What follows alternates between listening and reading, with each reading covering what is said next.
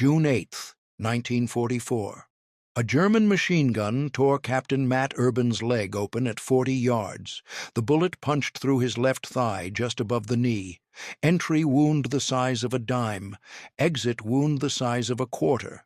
Blood sprayed across the mud. Dark red, arterial. The kind of bleeding that kills you in minutes. The medic screamed at him to get down.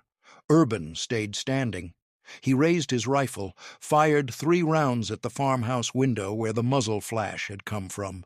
Then his leg gave out and he collapsed. This was hour 42 of Matt Urban's war. He had 7 more bullets coming, 7 more wounds, and every single time he would refuse to quit, because Matt Urban had a problem. He could not stop fighting, even when his body was destroying itself.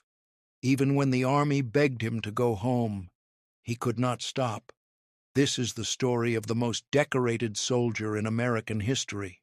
29 medals, more than Audie Murphy, more than anyone. And almost nobody knows his name, because the army lost his paperwork for 36 years. Matt Urban was 24 years old, born in Buffalo, New York, Polish immigrant family, 10 kids. His father worked 16-hour shifts in a steel mill and came home with burns on his arms. Matt grew up watching his father destroy his body for $3 a day. He swore he would never do that. Then he joined the army. He got commissioned as an officer in 1941 because he scored high on the tests, not because anyone liked him. Matt Urban was not likable. He was cold, blunt. He did not smile, did not joke, did not drink with the other officers. His men called him the captain behind his back. Never sir, just the captain. They said it with respect, but also with distance. He did not care. He was not there to make friends. June 6, 1944, D-Day. The 60th Infantry Regiment did not land on Omaha Beach that day. They sat on a transport ship 12 miles offshore and listened to the radio reports, listened to men dying, listened to the chaos, could not do anything about it. Matt Urban sat in the ship's hold cleaning his rifle for the 8th time that day. His hands did not shake. Other men were vomiting, praying, writing letters home. Urban just sat there, waiting, impatient. June 8th, D-Day +2. Finally, they got the order. Load the landing craft, hit the beach, move inland. Urban stepped off the ramp into chest-deep water at 0600 hours. The beach was still covered in bodies, American bodies, bloated, blue. Some had been there for 2 days. Nobody had time to move them. The smell made men gag. Urban did not gag. He waded through the water, stepped over a dead paratrooper, kept moving.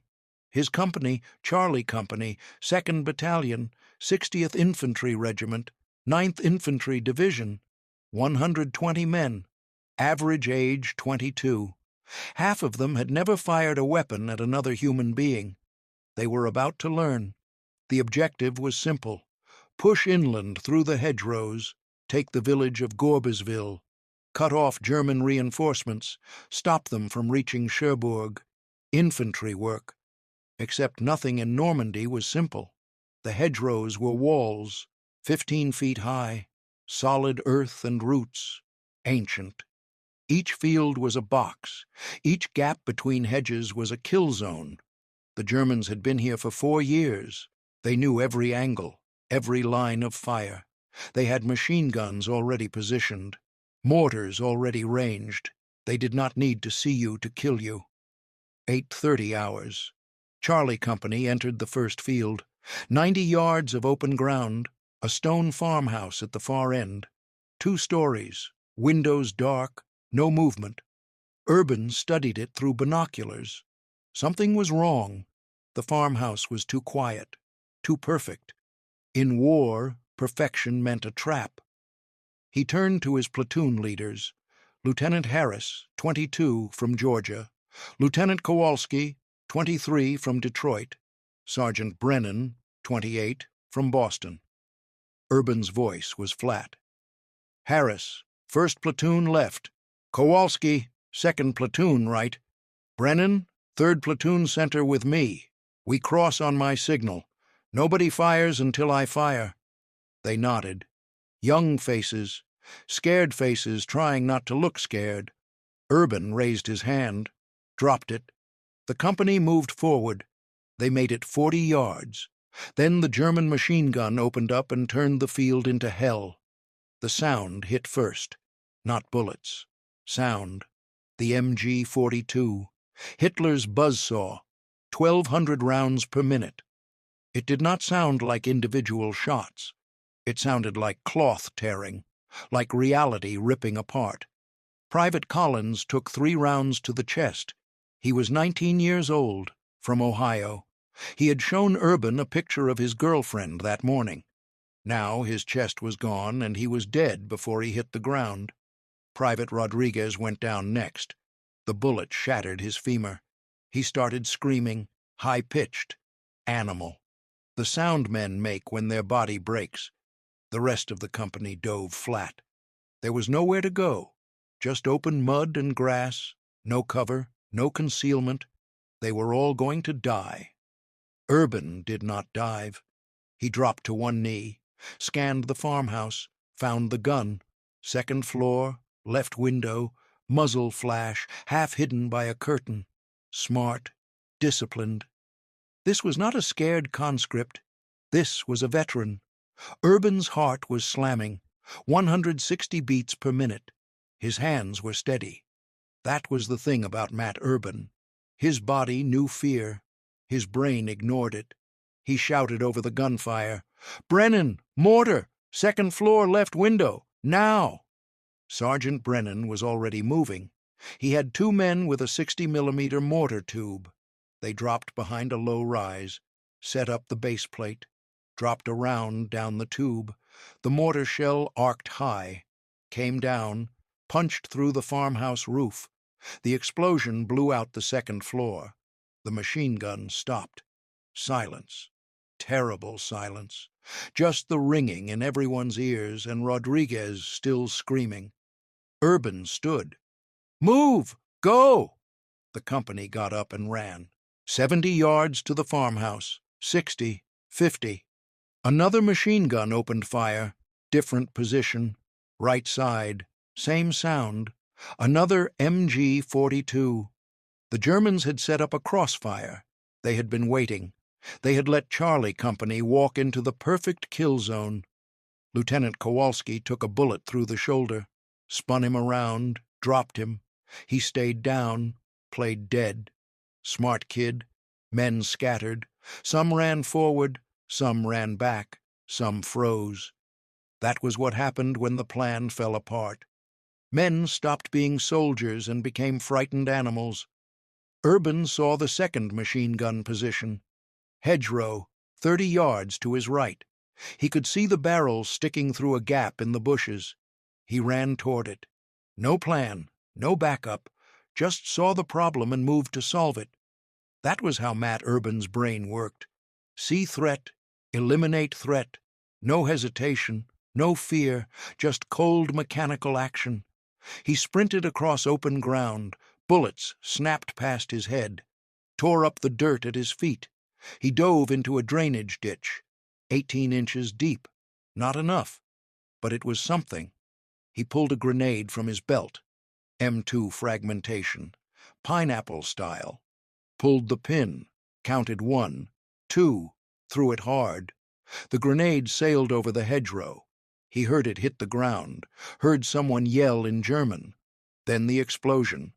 The machine gun stopped. Urban did not wait. Jumped up, ran forward, pulled himself over the hedgerow, landed on the other side. 3 German soldiers, 2 dead from the grenade, shredded, 1 alive, wounded, reaching for his rifle. Urban shot him twice, center mass, Browning M1911, 45 caliber. The German jerked, stopped moving. Urban looked at the bodies, looked at their uniforms. Feldgrau, but not regular infantry. These had different insignia. Fallschirmjäger, paratroopers, elite troops. The best Germany had. That meant the rest of the farmhouse was the same. Charlie Company had walked into a position held by German paratroopers. Veterans, killers. Urban looked back. His company was pinned, scattered across the field, taking fire from the farmhouse. At least 10 Germans still shooting from the windows. He made a decision. He could pull back, call for artillery, wait for tanks. That was doctrine. That was safe. That was smart. He did not do that. He stood up and screamed across the field, "Harris, Brennan, flank left and right. I am going straight in. Move when I move." He did not wait for acknowledgement. Turned, started running toward the farmhouse, alone. The Germans saw him, opened fire. Rifle rounds cracked past his head, hit the stone wall, ricocheted, whined away into nothing. Urban kept running. 20 yards, 15, 10. The bullet hit him at 8 yards. It felt like someone swung a baseball bat into his thigh. Full force. His left leg stopped working. Just stopped. He went down hard, rolled, came up on one knee. His leg was not responding. He looked down. Blood everywhere, spreading fast, soaking through his pants. Dark red, the bad kind. He tried to stand. Leg buckled. He went down again. The farmhouse was right there. 10 yards. Germans in the windows. Rifles pointed at him. He was in the open. Wounded. Alone. Dead. Then Harris and Brennan hit both sides of the farmhouse at the same time. Grenades through the windows. Bar fire through the doors. The Germans inside turned to face the new threats. Forgot about Urban. He stood up. His left leg screamed. Nerve pain. White hot. He ignored it. Limped forward, pulled his last grenade, threw it through the ground floor window, dropped flat. The explosion blew out the window frame and part of the stone wall. Urban got up, limped through the smoke, through the front door, inside. 3 Germans still alive, dazed, ears bleeding from the blast. One raised his rifle. Urban shot him. The other 2 put their hands up. Lieutenant Harris came through the back door, saw Urban, saw the blood. "Jesus Christ, Captain, you are hit!" Urban looked down. The bullet had gone through.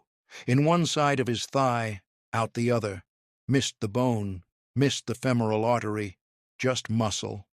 Lucky. "I am fine." "Sir, you are not fine. You need a medic right now." "Secure the building first." Harris stared at him, then left. Sergeant Brennan appeared with the medic. Kid named Sullivan, 20 years old, Philadelphia. He took one look at Urban's leg and his face went white. "Captain, that is a through and through. You are losing blood fast. You need evacuation. You need surgery." "No." "Sir, if you do not get off that leg right now, you will do permanent damage. You could lose the leg." "Wrap it." "Captain." "Wrap it, Sullivan. That is an order." Sullivan looked at Brennan. Brennan shrugged. Sullivan pulled out a pressure bandage, wrapped the leg tight. Too tight. Urban did not complain. Sullivan held up a morphine syringe. "You need this." "No morphine." "Sir, you just got shot. You need pain management." "I need to stay awake. No morphine. Just wrap it and move." Sullivan wrapped it. Urban tested the leg. Pain shot up to his hip. His vision blurred for a second. He blinked it away. The leg held his weight. Barely. Good enough. The company secured the farmhouse.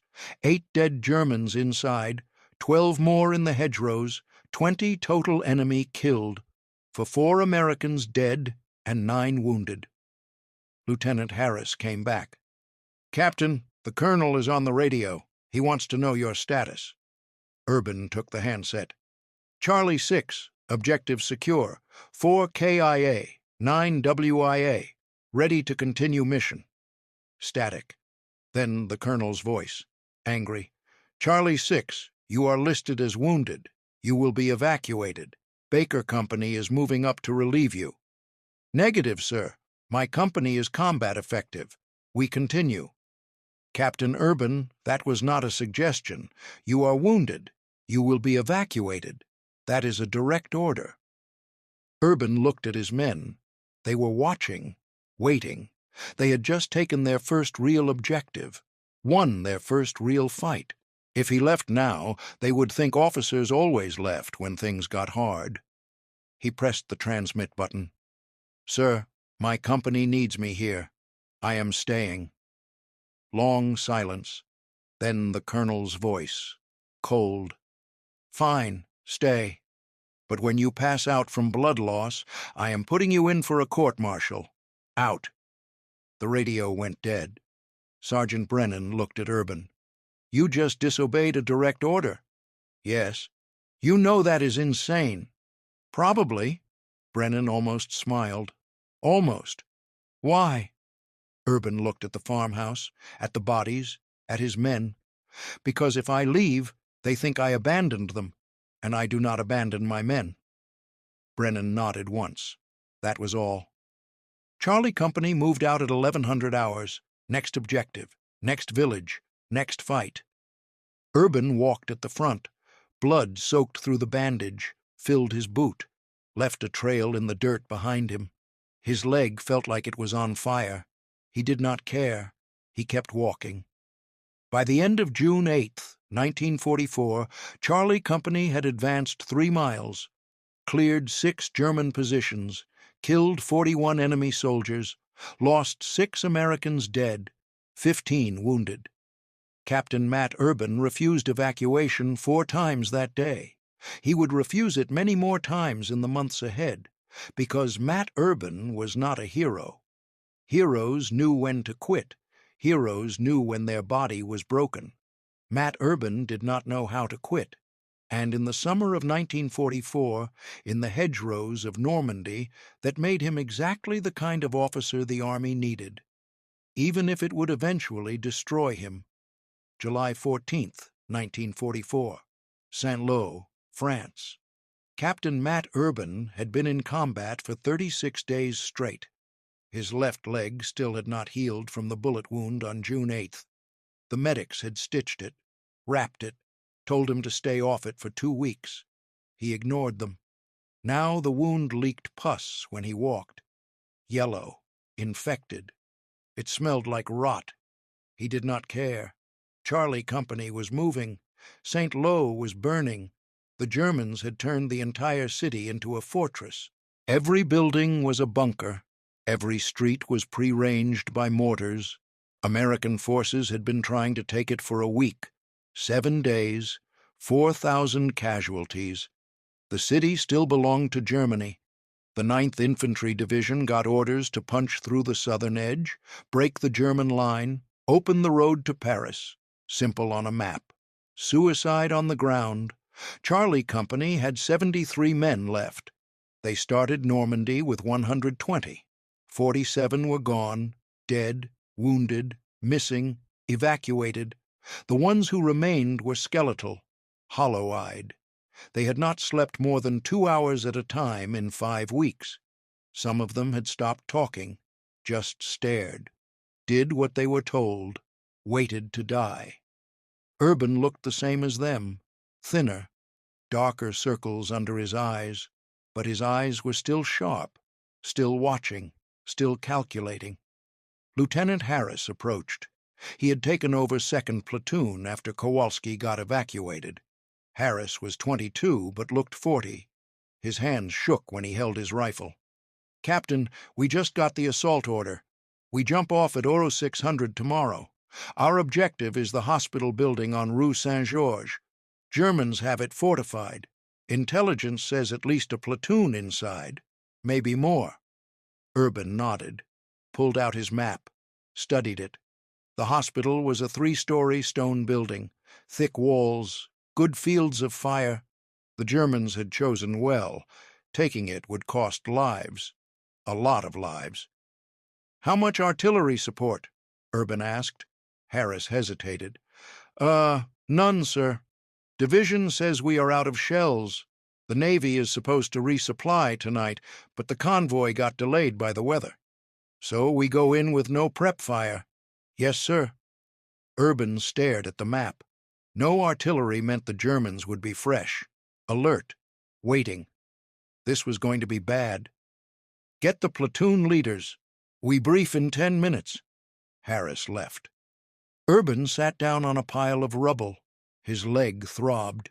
He pulled up his pant leg. The bandage was brown with dried blood and yellow with infection. He should change it. He did not have a clean one. Sergeant Brennan appeared. He was carrying 2 canteens and a box of K rations.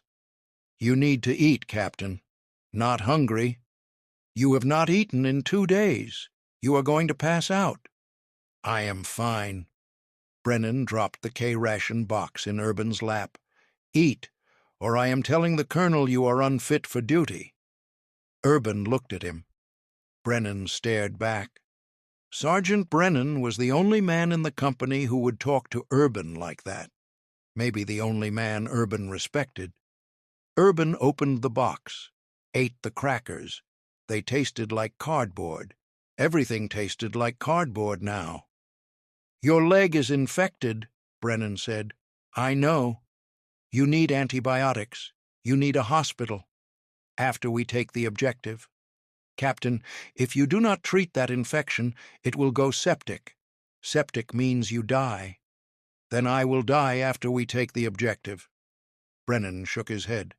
You are the stubbornest son of a bitch I have ever met. Thank you.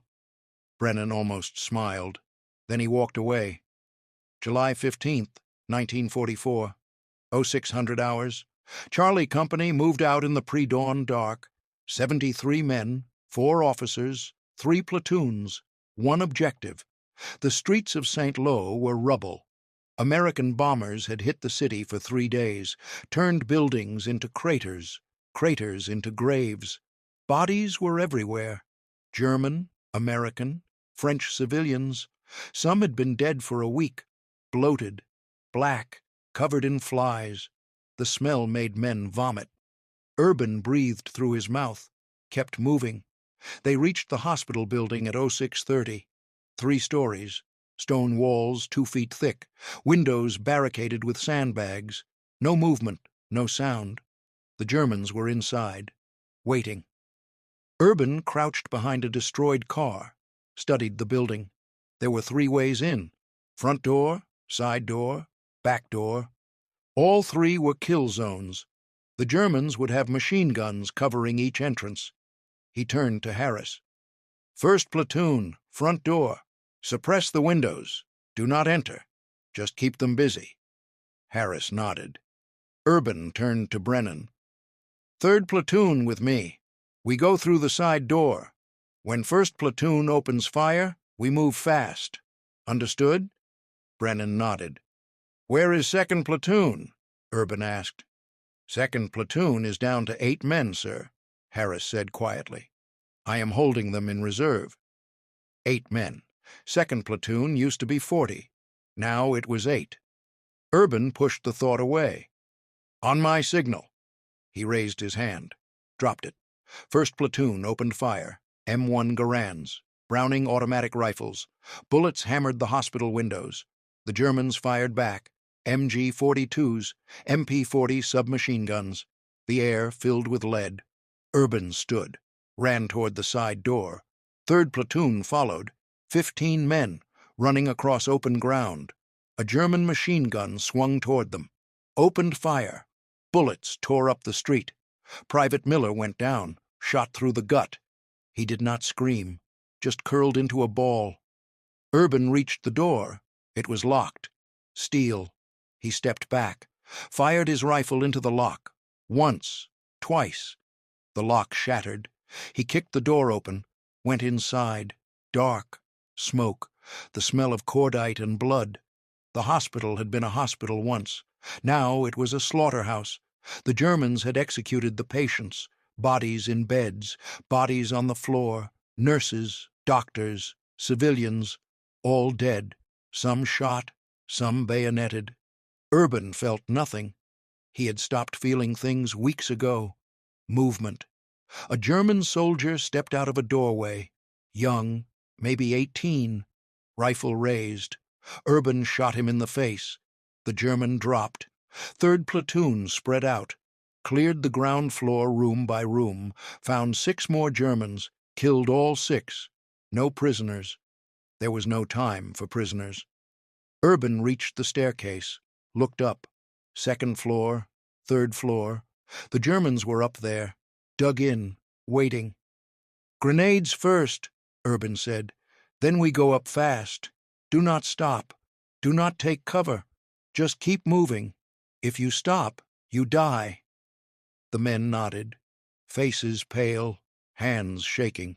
They were terrified. That was good. Fear kept you alive. Overconfidence killed you. Urban pulled a grenade, pulled the pin, threw it up the staircase. It bounced, rolled, exploded. He ran up the stairs before the smoke cleared. 2nd floor, a hallway, doors on both sides. Urban saw a German at the far end. Fired. Missed. The German ducked into a room. Behind Urban, Brennan threw another grenade into the room. Explosion. Screaming. Then silence. They cleared the 2nd floor.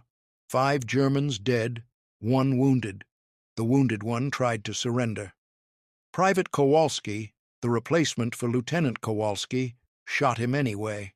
Urban did not stop him. 3rd floor, the last floor. The Germans were making a stand here. Urban could hear them. Voices, German, shouting orders, moving furniture, building a barricade. He reached the top of the stairs, stopped. The hallway was blocked. Tables, chairs, mattresses, all piled up. A fortress inside a fortress. Behind the barricade, at least 8 Germans, maybe more. This was the moment, the critical decision. He could pull back, call for support, wait for tanks, for artillery, for reinforcements. But there was no support, no tanks, no artillery, just 73 exhausted men and a captain with an infected leg. Urban made the decision in 2 seconds. "Covering fire," he said. "Everything you have. On my mark." The men raised their rifles. Urban counted. 1, 2. "Now!" they fired. 30 rounds in 3 seconds. Wood splintered. Sandbags ripped. The Germans ducked. Urban ran forward, straight at the barricade. It was insane. It was suicide. It was the only way. He reached the barricade, pulled himself up, over, landed on the other side, right in the middle of 8 German soldiers. For 1 second, nobody moved. The Germans stared at him. He stared at them. They could not believe an American officer had just jumped into their position alone. Then everyone started shooting. Urban fired his M1 Garand, point blank. Hit 1 German in the chest, swung left, shot another. The rifle clicked empty. 8 rounds gone, no time to reload. He dropped the rifle, pulled his pistol, Colt M1911, 7 rounds. A German lunged at him with a bayonet. Urban shot him. The German fell. Another German fired an MP40. Bullets stitched across Urban's left side. Pain, hot, burning. He ignored it, shot the German twice. Behind him, Brennan and 3rd Platoon came over the barricade, firing, shouting. The hallway became chaos, smoke, blood, men killing men at arm's length. It lasted 15 seconds. When it was over, all 8 Germans were dead. Urban was still standing, bleeding, but standing. Brennan grabbed his shoulder. "Captain, you are hit!" Urban looked down. His left side was torn open. 3 bullet wounds, ribs visible through the shredded uniform. Blood everywhere. "I am fine," he said. "You are not fine. You need a medic right now." Urban pushed past him, walked to the window, looked out. The street below. 1st Platoon still firing, keeping the Germans busy. He turned, his vision blurred. He blinked. It cleared, mostly. "Secure the building. Get the wounded down to the street. Radio the colonel. Tell him objective is taken." Captain, you are bleeding out. You need— Do it, Brennan. Brennan stared at him, then nodded, left. Urban sat down against the wall. His side hurt. Bad. He looked at the wounds. The bullets had hit him in the left ribs. Probably broken ribs. Maybe punctured lung. Hard to tell. Everything hurt. Sullivan, the medic, appeared, took one look at Urban and turned white. Oh, Jesus Christ. Captain, you need immediate evacuation. You need surgery. You need a hospital right now. No hospital. Sir, you have been shot 3 times. You are going into shock. If you do not get to a hospital in the next hour, you will die. Patch me up. I cannot patch this up. This is not a scratch.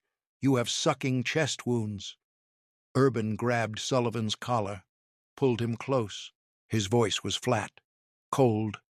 Patch me up. Sullivan's hands shook. I cannot. Sir, please let me evacuate you. No. Sullivan looked at Brennan. Brennan shrugged helplessly. Sullivan pulled out bandages, sulfur powder, morphine syrettes. His hands were shaking so hard he could barely work. He poured sulfur powder into the wounds. Urban did not flinch. Wrapped the ribs tight. Too tight. Gave him a morphine shot. Urban pushed his hand away after half the dose. That is enough. Sir, you need the full dose. Half. I need to stay awake. Sullivan finished bandaging. This is temporary. You have maybe 6 hours before you go septic. Maybe less. Then we have 6 hours. The building was secure. 12 Germans dead, 3 Americans dead, 9 wounded. Charlie Company held the hospital. The radio crackled. The colonel's voice. Charlie 6, this is Cactus. 6, status report. Over. Brennan held the handset out to Urban. Urban took it. Cactus 6, this is Charlie 6. Objective secure. 12 enemy KIA, 3 friendly KIA, 9 WIA. Ready for next tasking. Over. Silence. Then the colonel's voice. Angry. Tired. Charlie 6, I have a report that you are wounded. Again. Confirm. Over. Minor wounds, sir. I am combat effective. Over. God damn it, Urban. You are going to the hospital. That is not a request. That is a direct order. Medical evac is inbound. You will be on it. Do you understand me? Over. Urban looked at his men. They were watching him, waiting. Sir, respectfully, I decline evacuation. Charlie Company needs leadership. I am staying. Over. The radio was silent for a long time. Then the colonel's voice came back, quieter, almost defeated. Captain Urban, you are the best officer in this division, maybe the best in the whole damn army, but you are going to get yourself killed. And when you do, the men who follow you are going to die too. Think about that. Cactus 6 out. The radio went dead. Brennan looked at Urban. He is right, you know. I know. Then why do you keep doing this? Urban stared at the floor, at the blood, at the bodies. Because if I leave, the men think officers run when things get hard. And if they think that, they die. All of them. So you will die instead. If that is what it takes. Brennan shook his head. You are insane. Probably. July 15th, 1944. 1800 hours. The medical evacuation helicopter arrived. Urban refused to board. The pilot argued. The medic argued. Brennan argued. Urban sat on the steps of the hospital, bleeding through his bandages, and refused to move. Finally, the helicopter left without him. That night, Urban's wounds started to go septic. His temperature hit 103 degrees. He was delirious. Brennan and Sullivan found him trying to walk patrol at 0200 hours. He thought he was back in Buffalo, thought he was late for work at the steel mill. They carried him to an aid station. The doctor took one look and said, "Get him to England, now, or he dies tonight." They loaded him onto an ambulance, drove him to the coast, put him on a hospital ship. July 16th, 1944. Matt Urban woke up in a British hospital.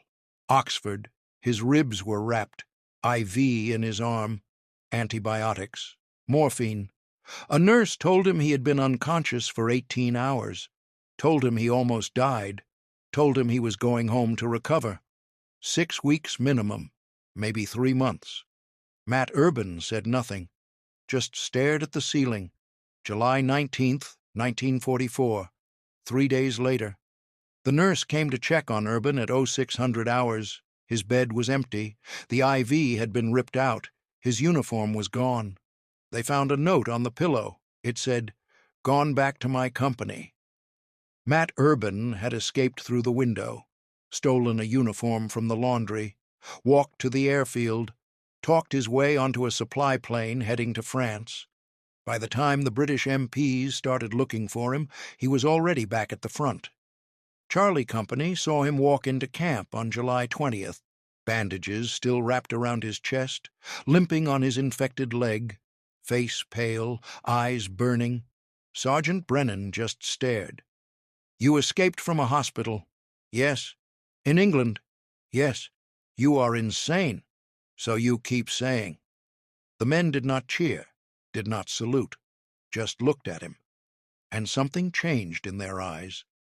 They stopped seeing him as an officer, started seeing him as something else, something inhuman, something that could not be killed, could not be stopped. That was the day Matt Urban stopped being a captain and became a legend. September 3rd, 1944. The border between France and Belgium. Captain Matt Urban could not speak. A German sniper had shot him through the throat 2 hours ago. The bullet entered below his left jaw, exited through the right side of his neck, tore through muscle, shredded his vocal cords, missed his carotid artery by 3 millimeters.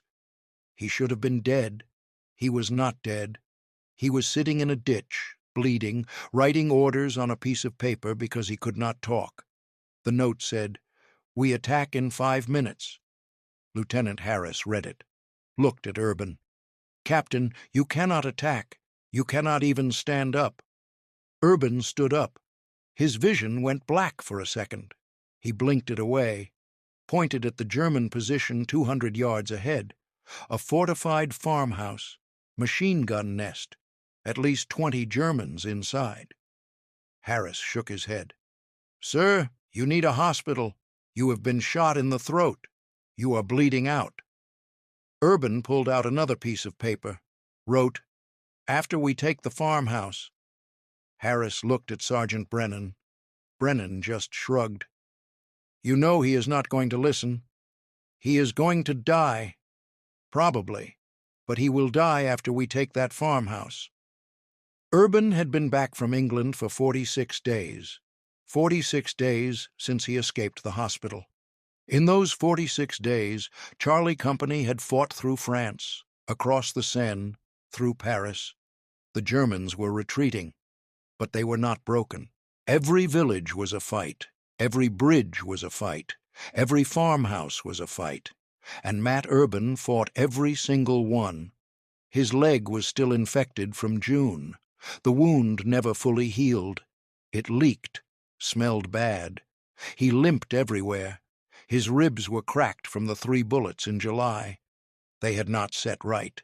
Every breath hurt. And now his throat was torn open and he could not speak. Charlie Company was down to 41 men. They started Normandy with 120. 79 were gone, dead, wounded, missing. The ones who remained looked like ghosts, thin, pale, eyes sunken. They had been in combat for 89 days without a break, but they followed Urban, because Urban never asked them to do anything he would not do himself, and because they had seen him take 7 bullets and keep fighting. They did not think he was human anymore. They thought he was something else, something that could not die. Urban checked his watch. 14-20 hours. He raised his hand, dropped it. Charlie Company attacked. They crossed the open field at a run. The German machine gun opened up. MG-42, the sound that meant death. Bullets tore through the air. Private Jackson went down, shot through the head, dead instantly. Urban kept running. He could not yell orders, could not coordinate, just pointed and his men understood. They reached a low stone wall 50 yards from the farmhouse. Took cover. The machine gun kept firing, pinning them down. Urban looked left, looked right, saw a problem. The farmhouse had a clear field of fire in every direction. No way to flank it, no way to approach without being cut down. He needed armor, needed a tank, needed something with enough steel to get close. He looked behind them. The road they had come from, empty, no tanks, no support. Division had promised armor support 2 days ago. It never came. Nothing new. Then Urban saw it. Off to the right, 200 yards away, half hidden behind a destroyed barn. A German tank, Panzer IV, abandoned, or maybe disabled. Hard to tell from this distance.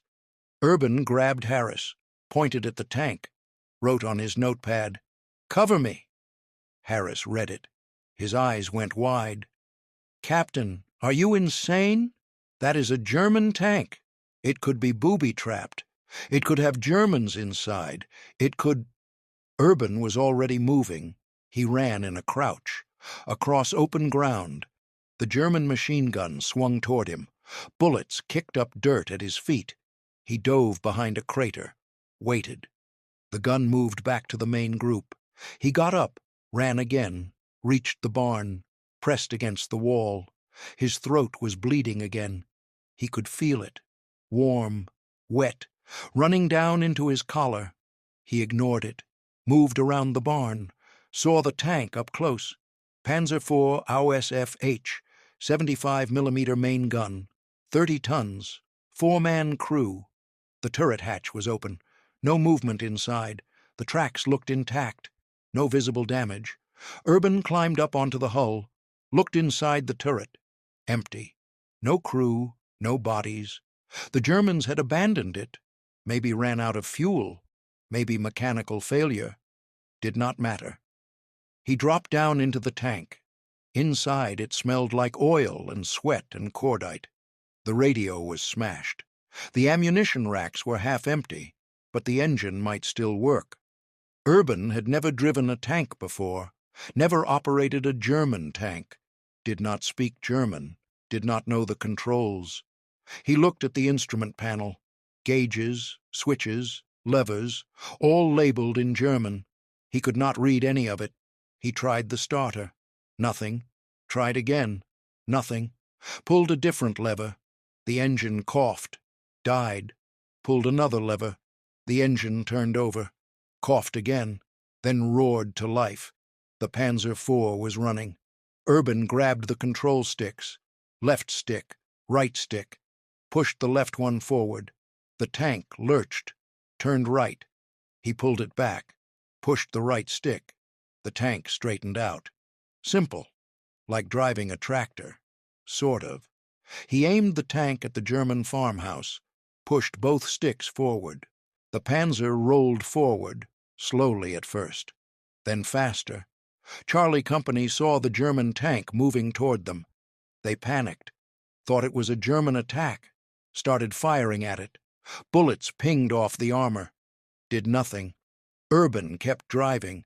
He could not tell them to stop shooting, could not yell, could not wave, just kept driving. Lieutenant Harris realized first. "Stop firing! Stop! That is the captain! The captain is driving the tank!"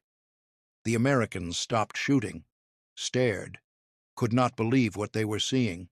Matt Urban, throat shot open, bleeding, driving a captured German tank straight at a German machine gun nest. The Germans in the farmhouse saw the Panzer coming, thought it was friendly. One of them waved from the window. Urban did not wave back.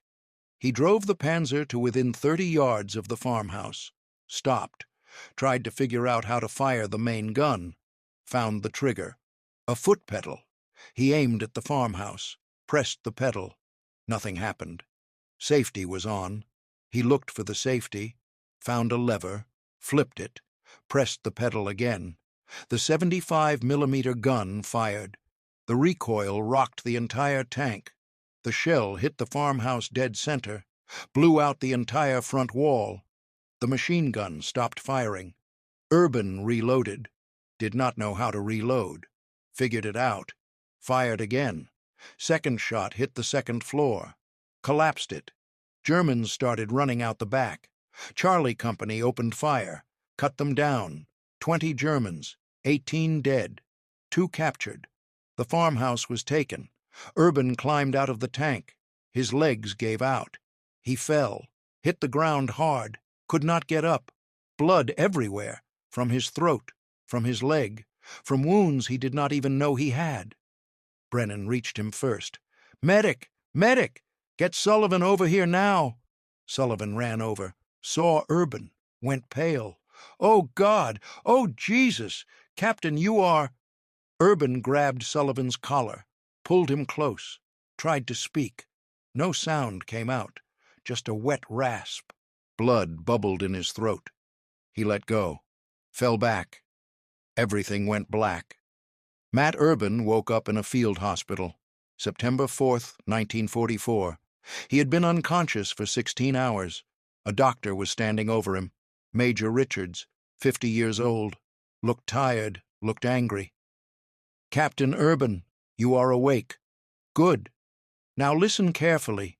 You have a severed vocal cord, severe blood loss, infection in your leg and your throat. You are going to England. You are going to a real hospital, and you are not coming back.